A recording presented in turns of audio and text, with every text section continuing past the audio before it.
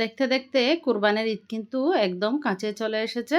Hello everyone, আসসালামু আলাইকুম। আজ আমি আপনাদের সাথে শেয়ার করব বাসায় কিভাবে একদম পারফেক্টভাবে গরুর জিহ্বা রান্না করবেন। এখানে আমি 1 কেজি পরিমাণ গরুর জিহ্বা নিয়ে নিয়েছি। এগুলো ভালো করে পরিষ্কার করে ধুয়ে নিয়েছি। গরুর জিহ্বা কিভাবে পরিষ্কার করতে হয় তার একটি ভিডিও আমার চ্যানেলে দেওয়া আছে, চাইলে ওখান থেকে আপনারা দেখে নিতে পারেন। এখানে দিয়ে দিব 2টি বড় সাইজের পেঁয়াজ কিউব করে কাটা, একটি টমেটো, দিয়ে দিব তেজপাতা, লবঙ্গ, এলাচ, দারুচিনি, আর দিয়ে দিব 2 টেবিল চামচ ভর্তি করে আদা রসুন বাটা, দিয়ে দিব ধনিয়া গুঁড়া, হলুদের গুঁড়া, আর দিয়ে দিব 1 চামচের মতো লাল মরিচের গুঁড়া, আর দিয়ে দিব 1 চা চামচের মতো জিরার গুঁড়া, দিয়ে দিব 1 টেবিল চামচের মতো নারিকেল বাটা, দিয়ে দিব স্বাদ মতো লবণ। এখন দিয়ে দিব সরিষার তেল। এই রান্নাটা অবশ্যই সরিষার তেল দিয়ে করার চেষ্টা করবেন। সব কিছু উপকরণ ভালো করে দিয়ে হাত দিয়ে ভালো করে মাখিয়ে নিতে হবে। এই মাংস এভাবে রান্না করলে খেতে কিন্তু অসাধারণ লাগে।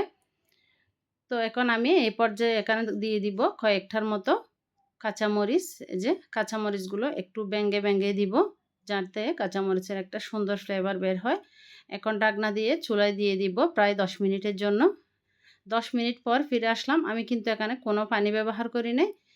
যে মাংস থেকে যে পানিটা বের হয়েছিল এই পানিতে প্রথমে আমি একটু সিদ্ধ করে নিব। চুলার আঁচটা মিডিয়ামে রেখে এই রান্নাটা করতে হবে।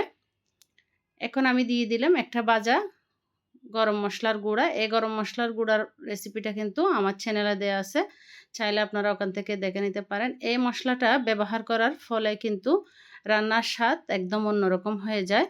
এখানে আমি আরও দিয়ে দিলাম টক দই। টক দইটা দিয়ে ভালো করে মাংসের সাথে মিশিয়ে নিব। এখন আমি ঢাকনা দিয়ে আরও প্রায় 10 থেকে 12 মিনিটের জন্য চুলায় অল্প আঁচে রেখে দিব।